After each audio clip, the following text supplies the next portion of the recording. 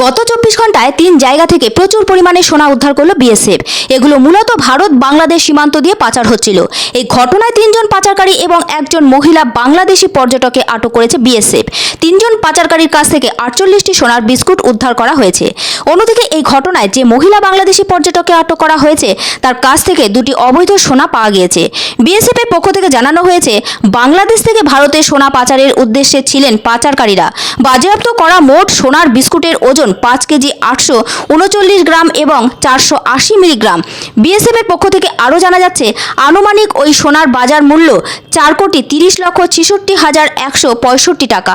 আরও জানা যাচ্ছে, আইসিপি পেট্রাপোল এবং 145 নাম্বার ব্যাটালিয়নের কর্মীরা এই সব সোনা পাচার করার সময় উদ্ধার করেছে। বিএসএফ এর পক্ষ থেকে দাবি করা হয়েছে, এই ঘটনার সঙ্গে একজন ভারতীয় ট্রাক চালকও রয়েছেন।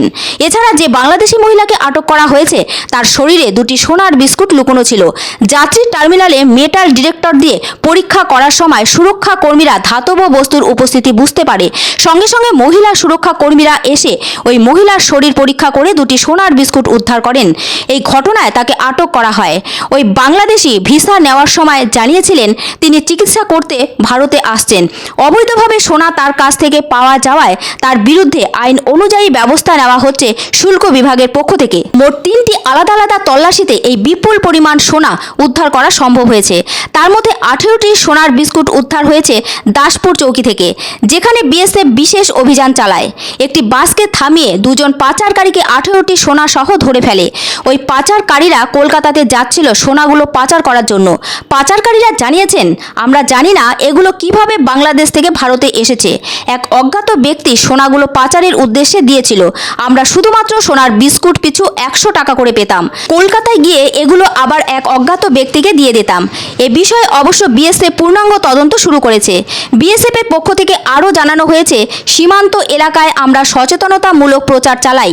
সীমান্তবাসীদের কাছে আমাদের আবেদন থাকে যাতে তারা পাচারের সম্পর্কে বিন্দুমাত্র খোঁজ পেলেও বিএসএফকে অবহিত করে। এদিনও সীমান্ত এলাকার বাসিন্দারাই বিএসএফকে খবর দিয়েছে। এর ফলে আমরা এত বড় সাফল্য পেলাম। এই অভিযানগুলোর মাধ্যমে মোট 50টি সোনার বিস্কুট উদ্ধার হয়েছে। বিএসএফ সূত্রে আরও জানা যাচ্ছে, যারা বিএসএফকে তথ্য দিয়ে সাহায্য করেছেন তাদের নাম পরিচয় গোপন রাখা হবে। শুধু তাই নয়, একই সঙ্গে তথ্য যারা দিয়েছেন তাদের পুরস্কৃত করা হবে। উল্লেখ্য, আগে বিএসএফ এর এলাকা খুবই সংক্ষিপ্ত ছিল। 2 বছর আগে ভারত সরকারের স্বরাষ্ট্র দপ্তর বিএসএফ এর এলাকা বৃদ্ধি করেছে। এখন বিএসএফ সীমান্ত থেকে 50 কিলোমিটার পর্যন্ত এলাকায় তল্লাশি চালাতে পারে। ফলে বিএসএফ এখন সহজেই পাচারকারীদের পিছু ধাওয়া করে বিভিন্ন ধরনের দ্রব্য উদ্ধার করতে পারছে। আগে সীমান্ত থেকে 5 কিলোমিটার পেরিয়ে গেলেই পাচারকারীদের ধরতে পারত না বিএসএফ। সেই অধিকার ছিল শুধুমাত্র রাজ্য পুলিশের। ফলে বাংলায় সীমান্ত পেরিয়ে দাপিয়ে বেড়াতো পাচারকারীরা। সমস্যার সমাধান করার জন্য স্বরাষ্ট্র দপ্তর বিএসএফ এর এলাকা বৃদ্ধি করে। এ নিয়ে রাজ্য সরকারের সঙ্গে বিবাদ তৈরি হয়। কিন্তু বাস্তবে দেখা যাচ্ছে বিএসএফ এর এলাকা বৃদ্ধি সঠিক সিদ্ধান্ত ছিল। পাচারকারীরা এখন অনেকটাই কোণঠাসা। গত 24 ঘন্টায় শুধুমাত্র উত্তর 24 পরগনা থেকেই 3টি পৃথক অভিযানে প্রায় 4.5 কোটি টাকার সোনা উদ্ধার হলো।